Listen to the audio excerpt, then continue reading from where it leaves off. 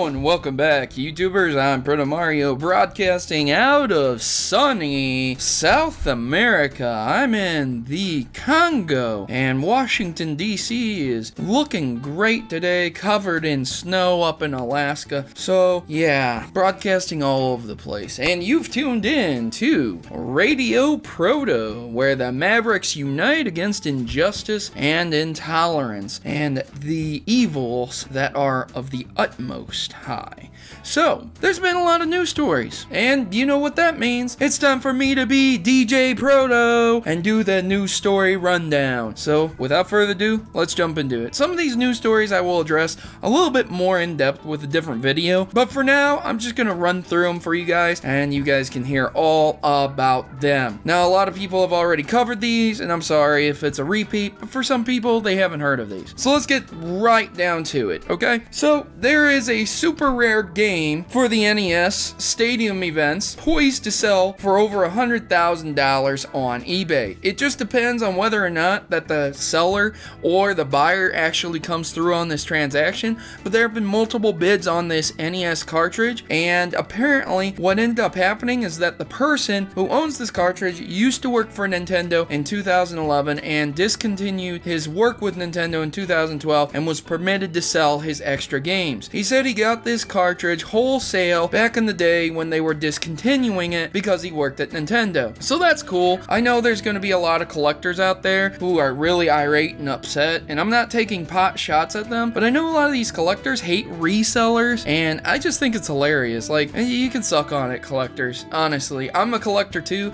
but you can suck on it, man. This guy is making over 100K on a video game he's held on to for almost 30 years, so you can just, you can cry me a river, because I don't care. I doubt that the person buying it's going to open it up and ever enjoy it, so there's that. I mean, it's just for collecting sake, and if you don't like it, well, you can go ahead and message him and tell him how much you don't like it. So let's continue on. News story rundown here. Apparently, the PBS Idea channel had something about Let's Plays being legal and illegal and things like that, and this goes into the story that I'm going to be covering right now, where Microsoft has said that they will permit people to monetize their games. Yes, before you couldn't monetize your Let's Plays of Microsoft games. It was really iffy, so you didn't know if you were going to get a copyright strike or not, but now they've explicitly said that you can. There are rules. If you want to look up those rules, you can, and for every one of their games except for Minecraft, because Minecraft has its own set of rules. They didn't change it when they bought it. So there's that. Good news on the Let's Play front. Xbox One is the preferred platform for pornographic consumption. If you guys like to watch pornography, the Xbox One is the #1 system to do it for, apparently now. I do believe that there was a story way back in the day that I covered where, you know, RedTube and YouPorn were going to have an app on the Xbox 360, and I covered that, so there you go. Don't know why. I thought computers were for that, but hey, I guess if you want to fap on your new Xbox One, go ahead. So, Gamestop apparently has knowingly sold temporarily fixed Red Ring of Death consoles. And this article was leaked recently with another one coming out about them using cloud servers to update and improve the customer experience. Now, this one was a clickbait article about them improving their customer service and experience.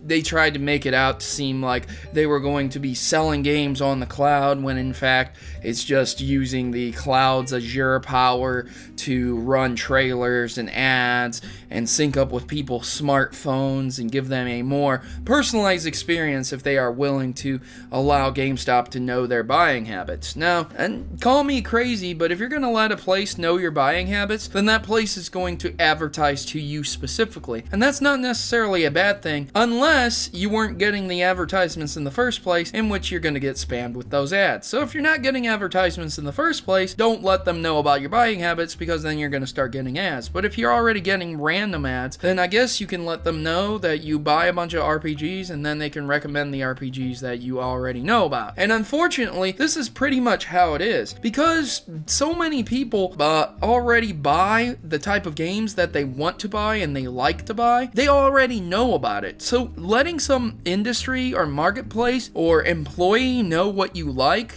by showing him some sort of like buying schedule, what you've bought in the past, it's not going to change things because you already know what you like and you already know what you like to buy. I know there's things like Steam where you can be suggested on what to buy and things like that, but honestly, it's just silly. You know what you like. You can see YouTube, you can see Google. This is really behind the times. This should have been implemented back in 2005, not 2015.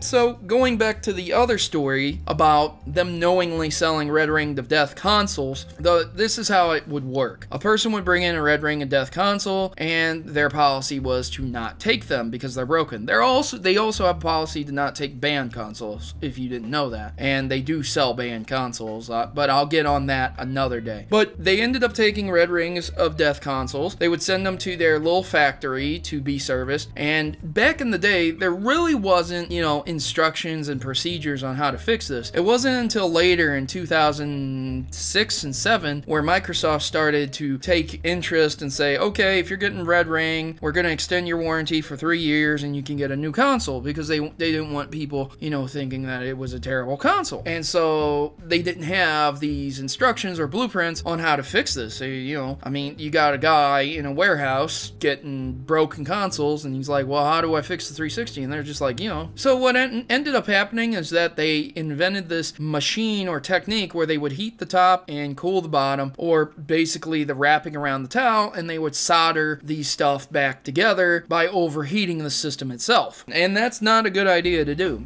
Heat kills your system, so that was only a temporary fix, and that's rather unfortunate that they ended up reselling those temporarily fixed consoles back to people. And I feel really bad, and it's just another nail in GameStop's coffin. I hope they go out of business soon. That is one of the bigger news stories that was out there this week. A lot of flack going towards GameStop, but there were a couple others as well, so I'm going to cover them. There was a person who decided to purchase 100 Rosalina amiibo figures, and this is his logic. Many people think he was buying them to resell them, but he wasn't. What he was doing was buying them so that the fans of Rosalina would be unhappy and couldn't use Rosalina's amiibo figure. He went out of the way to pre-order 100 of these figures and said that he has $34,000 set back extra to continue to do this. Now, I have a simple question. There are millions of Wii U's out there. Now, let's just say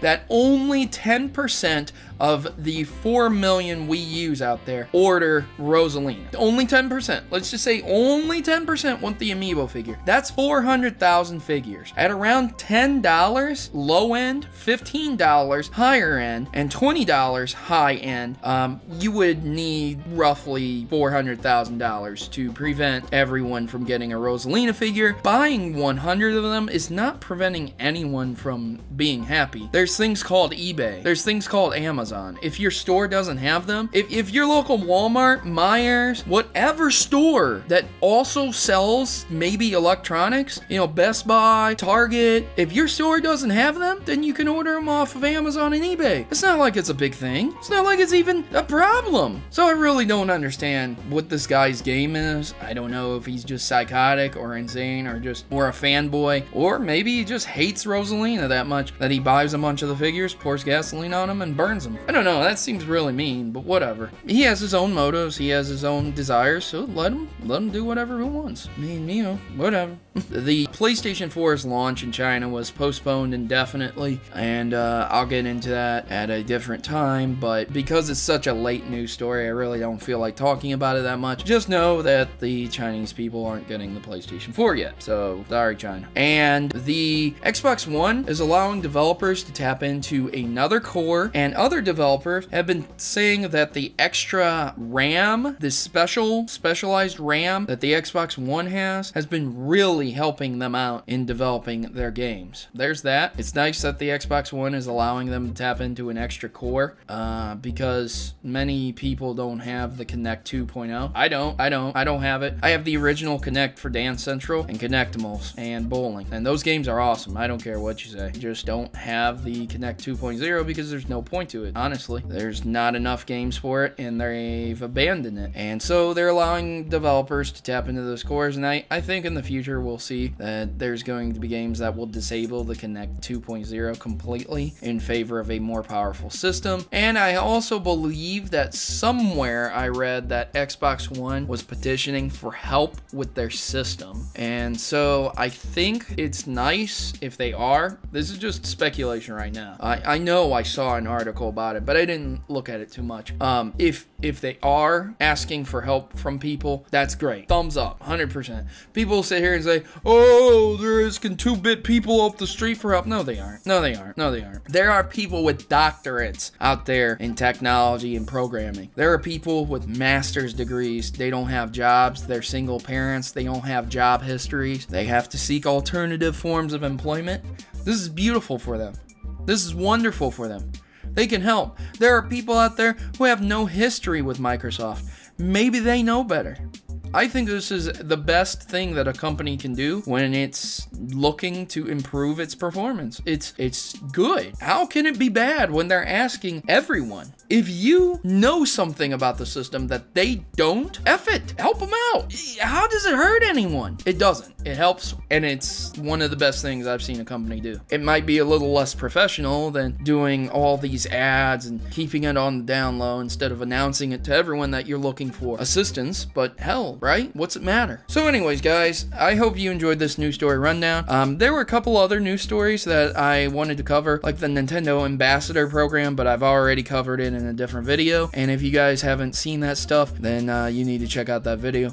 Like I said, some of these news stories I'll go much more in depth with on a different video, like the GameStop fiasco that's happening, and you can see it there or rewatch what I said here, and I'll go in much more depth with it. But I hope you guys enjoyed this news story rundown. I've been your host, Protomario, and I hope you have smooth sailing out there on Highway 69 over to 420. Now, there's an accident between 420 and 69, so you might want to watch out. There was a car on top of another's exhaust, and it was real nasty. Bunch of guts and shit everywhere. So remember, watch out for 420 and Highway 69 on your afternoon drive. I have been your host, Protomario, and this has been the News Story Rundown. If you have anything to add to this, please leave it in the comment section below, and I will be seeing you guys next time. Now, I join you back with your standard daily host for another hour of smooth sailing gameplay, let's plays, news, and Pokemon theories. Take it away, other Protomario. Thanks for watching my video, and please consider joining the Maverick Rebellion today. Together, my subscribers are more than just people. We are Mavericks who desire to change the gaming stereotypes and bring a better sense of community to YouTube. Individually, we can accomplish so much, but united, we can change how the world views gaming. Please consider joining our cause and subscribe today, and you'll be part of something bigger. You'll be part of an army and part of a rebellion against injustice. Mavericks unite. I am Protomario, and I approve this message.